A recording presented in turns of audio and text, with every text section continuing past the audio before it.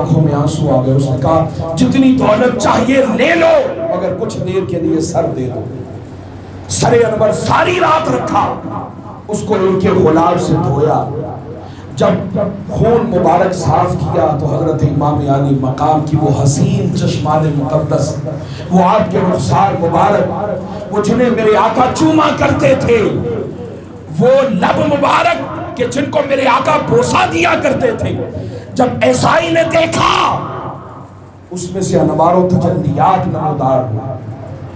دل روشن ہو گیا, ساری رات چہرے کو دیکھتا رہا, ساری رات. یہ وہی چہرہ ہے کہ جو مشابہ ہے چہرہ علی المرتضیٰ سے, اور یہ علی المرتضیٰ کا چہرہ وہ ہے جسے صدیق اکبر دیکھیں. اما عائشہ پوچھیں ابا جان ہر وقت علی المرتضیٰ کا چہرہ کیوں دیکھتے ہیں, کیوں دیکھتے ہیں؟ تو کہا میں کیوں نہ دیکھوں, میں نے تو مصطفیٰ سے سنا ہے کہ علی کا چہرہ دیکھنا بھی عبادت ہے.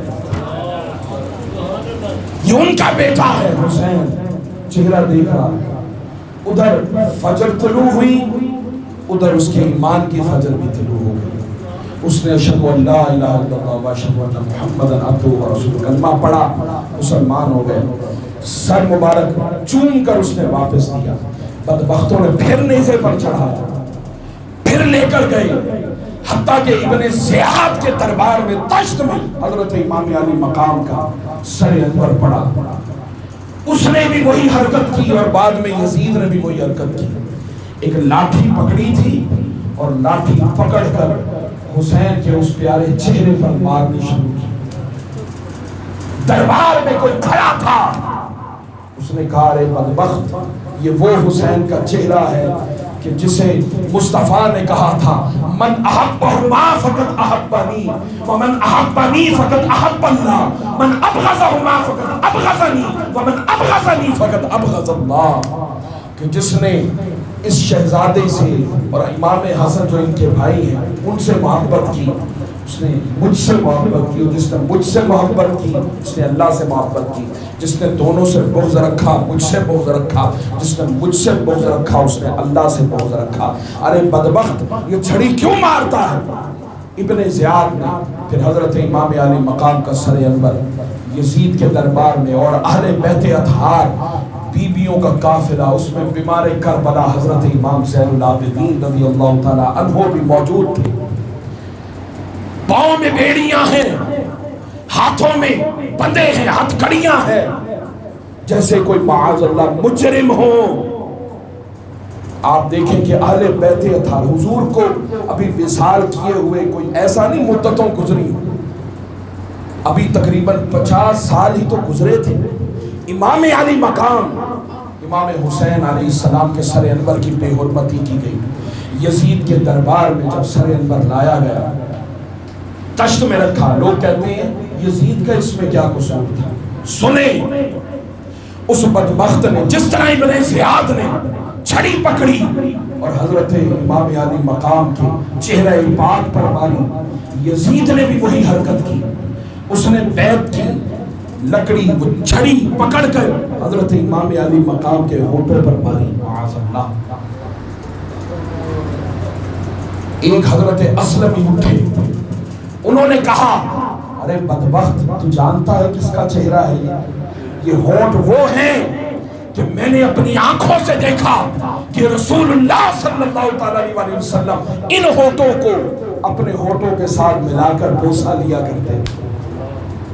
آج تو حضرت امام علی مقام کی بے حرمتی کر رہا. جب وہ چھڑی مار رہا تھا تو قریب ایک عیسائی جو سفیر تھا کہیں کا وہ آیا اور کہنے لگا کہ یہ سر کس کا ہے, اور یزید یہ اس طرح جو کام کر رہا ہے یہ کیا, اس کی دشمنی کیا تھی؟ کہا کہ یہ سر حضرت امام حسین کا سر ہے. پوچھا کون حسین؟ کہا نبی کے نواسے, جس نبی کا یہ کلمہ پڑھتا ہے اسی نبی کے نواسے ہیں. کہا کہ اتنی بے حرمتی. عیسائی اپنے چہرے پر ہاتھ رکھ کے کہنے لگا خدارا یزید مت کر ایسے, ہمارے پاس حضرت عیسیٰ علیہ السلام کی سواری کے قدموں کے نشان ہیں, اور ایک گرجے میں پڑے ہیں. ہم لوگ دور دراز سے سفر کرتے ہیں تاکہ ان سواری کے نشانوں کو بوسہ دے سکے اور اس کی زیارت کر سکے. عیسیٰ علیہ السلام کے زمانے کی سواری کے قدموں کے نشان. اور وہ کہنے لگا جس طرح تم بیت اللہ کا حج کرتے ہو ہم اسی طرح دور دراز سے آ کر اس سواری کے نشانوں کی زیارت کرتے ہیں. ارے بدبخت تجھ سے بڑھ کر بدبختی لعنت ملامت کرتا ہوا وہاں سے نکل گیا.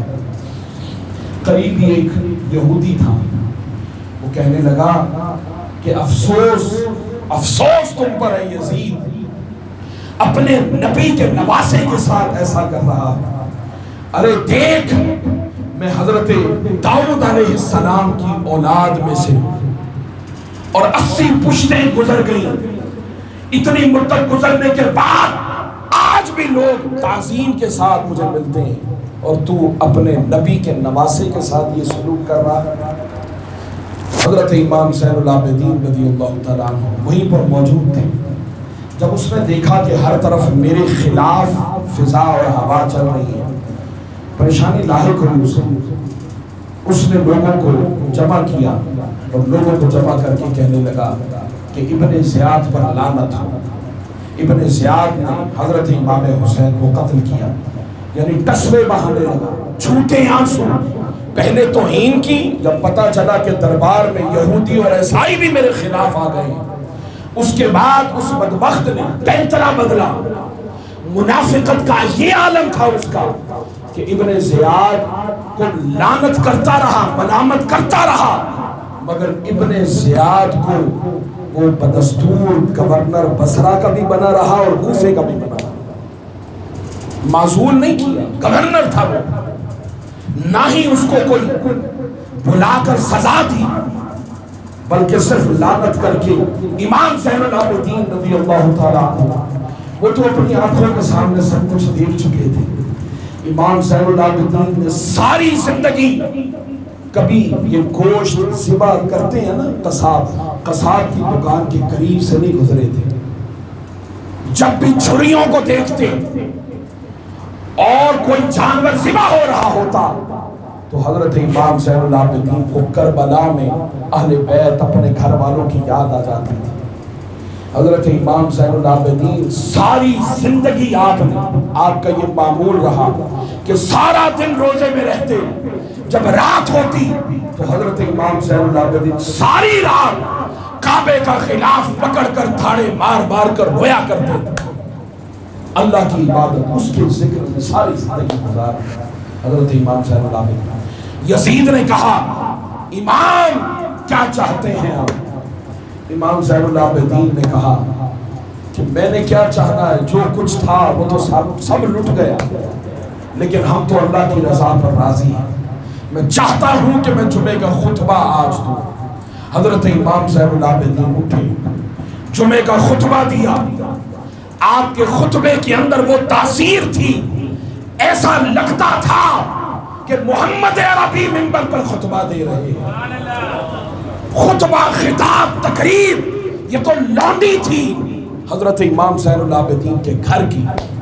خطبہ دیا, لوگوں کے دل نرم ہونا شروع ہو گئے, رقت آنا شروع ہو گئی. لوگوں کا جھکاؤ اہل بیت کی طرف جن کا نہیں تھا ان کا بھی ہوا. یزید نے جب یہ منظر دیکھا, لوگوں کی آنکھوں میں آنسو دیکھے, خطاب بڑھتا چلا جا رہا, اس نے روک دیا. اس نے کہا بس امام رک جائیں, اذان کا وقت ہو گیا. جب اذان ہونے لگی تو امام زین العابدین پھوٹ پھوٹ کر رو پڑے اور کہنے لگے اللہ اکبر, اللہ اکبر کی جب صدا آئی, کہا کہ ہاں اس اللہ اکبر کی صداؤں کی لاج میرے بابا کربلا میں رکھ آئے.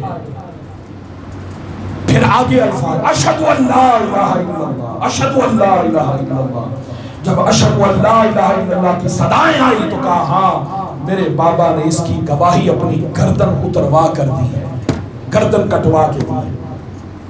جس وقت اشہدو ان محمد رسول اللہ صلی اللہ علیہ وسلم